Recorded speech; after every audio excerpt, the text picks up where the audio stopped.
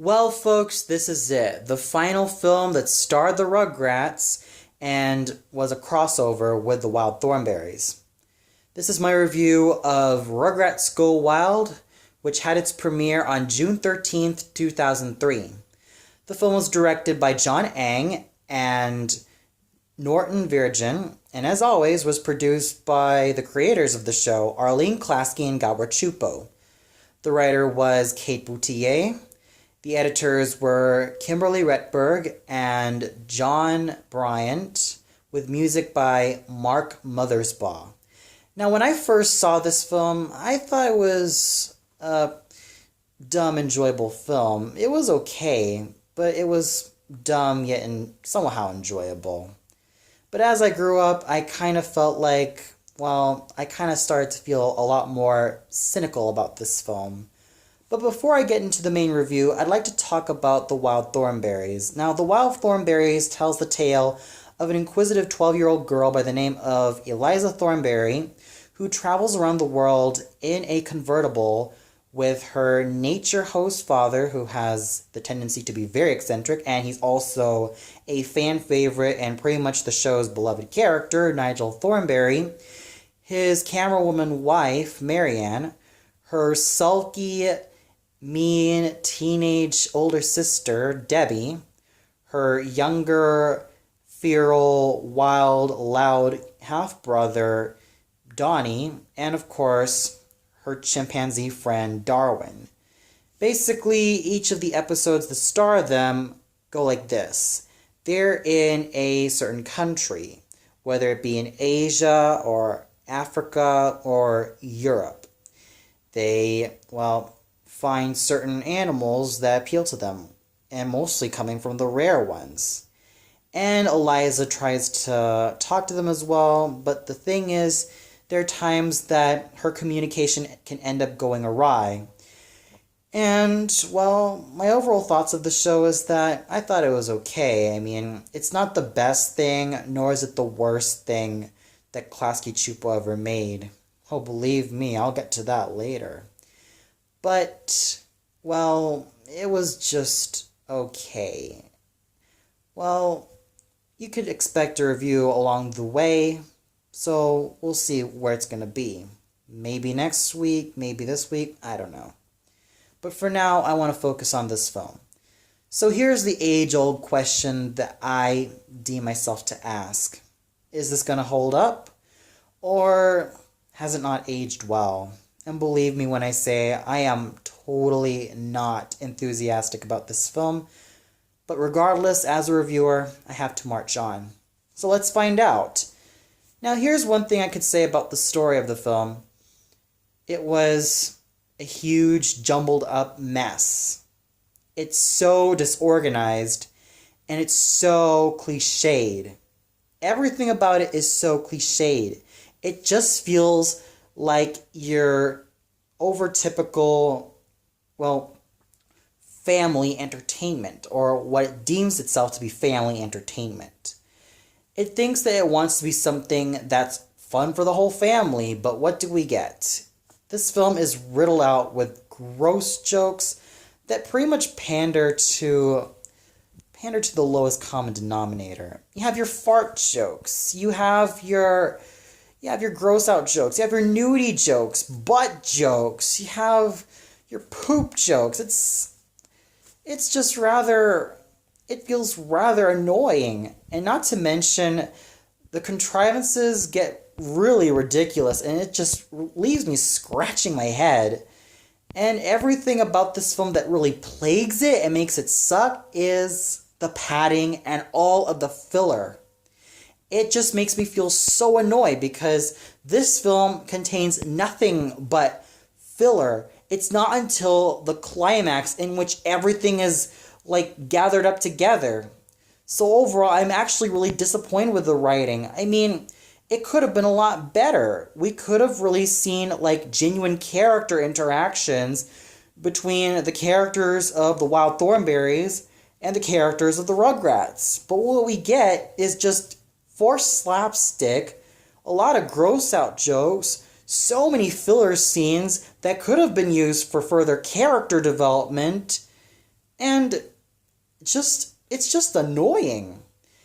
And not to mention, well, there are certain aspects of the film that also kind of made it suffer, like even how Stu was in this movie, which I'll get to the characters later. So overall, the writing is pretty much a mess. The only saving grace is, well, the climax and even the interaction between Debbie and Angelica. These two elements, I felt, saved the film only a teensy-weensy bit. The rest just feels like noise. Noise that you just want to block out for the rest of your life, and noise that just feels so unnecessary. So that's pretty much it for the story. The one thing I can say about the animation is that at least it looks really nice. I mean, which makes sense because this is a Nickelodeon theatrical film. So at least the animation did look pretty appealing, and it did look really nice, especially all the rainforest environments as well, and especially the underwater sequences. And not to mention that storm, I thought was just equally well animated. So if there's one thing about the film that I can't really gripe on, it's the animation.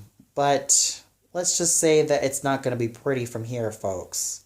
Even though the animation is really wonderful.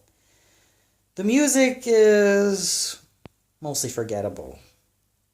Combined with the fact that there were also some ear-ripping moments as well. Like, for example, Angelica's little song. I thought was just really annoying. I mean, after when the DeVilles, the Pickles, and the Finsters were shipwrecked, Angelica sang this tiny little song, which I thought was really unnecessary, and it was just annoying as hell. Even when she sang in the opening, I thought was just really annoying. Not to mention the Baby's Jungle Trek song. Forgettable. It's completely forgettable and utterly annoying. It's weak. And I will say that Angelica's and Debbie's, well, moment with Should I Stay or Should I Go was rather fun, and there were some decent covers of Message in a Bottle, but it's not enough to save what I thought about the music. It's forgettable at best, and, well, ear-raping at worst. The characters are a mixed bag. I mean, I could not believe how badly written Stu was in this movie. I mean, I always loved Stu as a father. Oh, sure, he may be an inventor and all that stuff, and even a great father to Tommy, but that's why I really like him. I mean, in this film, especially in the first act, he was a flat-out liar. He pretty much lied to not only his family, but his friends, that he could get them on a cruise ship, and then he just has his own little boat with him, and it's no wonder. It's like, I would have reacted like the adults did. In fact, the only character interactions that I really loved were pretty much with the adults. With the babies, it was mostly hit and miss, especially when it came to Angelica, thinking that she's the island princess, which I found rather annoying. I found her quirk as the quote-unquote island princess really annoying. It also didn't help that her song after the shipwreck was extremely annoying as hell as well. And, well, the Thornberries were actually okay characters. I mean, at least Eliza has proven herself in this movie to be pretty much reliable. But let's face it, there were also other characters that screw it up. I mean, Dill, he screws things up as like hell. It was just rather painful seeing him that way. I mean, Kimmy, she still doesn't really do anything that much. And Suri, well, as an animal villain, I find her forgettable. She thinks she's so threatening, but that's just it. She's just your stereotypical threatening animal villain. And Spike, oh my god, when Eliza talks to Spike, it's like he can't shut the hell up. That's the one thing I felt so annoyed with. So overall, the characters were hit and miss. I mean, sure, Nigel does even have a moment where he ends up getting, like, a slapstick moment and even gets conked by a coconut, which causes him to have amnesia. And like I said, it's still a very contrived plot, so. And, well, like I said, the characters are just mainly hit and miss throughout this film.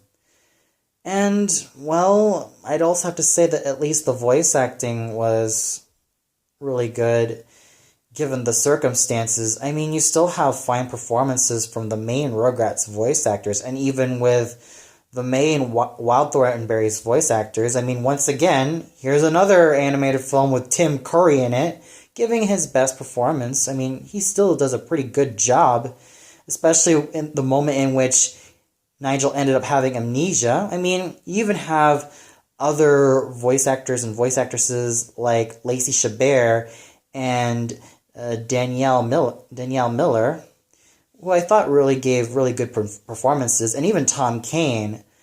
But the most surreal and oddest casting choice was none other than Bruce Willis as Spike.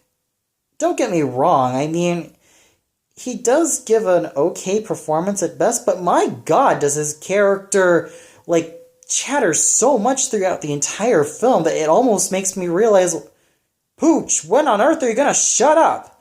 Oh, what's also worth mentioning is that Christine Cavanaugh no longer voiced Chucky since her retirement in 2001. Instead, she was voiced by Nancy Cartwright. I will say that Nancy Cartwright's portrayal of Chucky is actually pretty good. I mean, it is quite on par with Christine Cavanaugh's Chucky, but you can't go wrong with Cavanaugh's Chucky at all. But at least with Nancy Cartwright, at least she managed to give a really good performance as Chucky. Not to mention there was the drummer of Red Hot Chili Peppers, Flea, voicing Donnie and giving his everyday gibberish. And then you have Chrissy frickin' Hind from The Pretenders, lending her magnificent pipes to such a forgettable character like Suri. At least she managed to redeem herself in Happy Feet. And I asked myself to Chrissy Hind, why? Why did you get yourself into this film? I love your songs. I love Mystery Achievement. Why on earth did you end up getting into this film with such a forgettable antagonist? Just why? Were you desperate for a paycheck? Same thing can be said to you, Bruce Willis. What on earth were you thinking? I guess the Nickelodeon executives that were behind this film thought they could give you a freaking paycheck as well. So, I guess you could say that this is yet another strength in this movie. I wouldn't really call it strength by a long shot.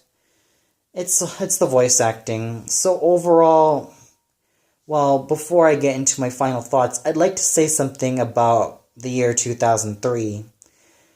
Well, in my opinion, it was a pretty crappy year for movies. You had crappy films like Jungle Book 2 being released, even that of Return to Neverland, and the likes of Daddy Daycare, which I'm sure might be a guilty pleasure to some people, and, well, this movie. And even the likes of Kangaroo Jack as well. So every time I look back at 2003, I just seem to realize that it was not a good year for films. Granted, there was the likes of Finding Nemo that was released. And, well, that pretty much makes me sad inside. Oh, and also 13 was also released, and that was a really good film. And I can't really name other films that were from 2003 that were good, but it's just safe to say that among those that I know, Finding Nemo and 13 were pretty much some of the best films of 2003. So overall, here are my final conclusions. Rugrats Go Wild was extremely disappointing. This sequel was weak in its writing, weak in its character development, and, well, they didn't really use the crossover with the Wild Thornberries to its full potential. And unsurprisingly, it hasn't really held up. It hasn't aged well, and I'm sure that people ended up forgetting about this film as well. And I would have loved to see a better crossover, like, let's just say, Rugrats with Real Monsters. That would have been a good idea. Or even Rugrats with As Told by Ginger. That would have been a better idea. Maybe to some extent, Rugrats with rocket power. I don't know. Maybe those ideas would have been much better and probably better executed rather than this film has any credit for. And with that, I give this film a total of 1 out of 5. The only strong points in this film were the voice acting and the animation. Everything else, it just feels like a huge pile of dribble. And nothing more can be redeemed of this film. It's a film that deserves to be forgotten, and, well, you can only watch it just for cheap thrills and cheap laughs and nothing more. Well, that's all for now, and this isn't the only time that the Rugrats franchise ended up suffering. So tune in later, in which I review All Grown Up, aka the final nail on Rugrats' coffin. So until then, see you later, and God help me.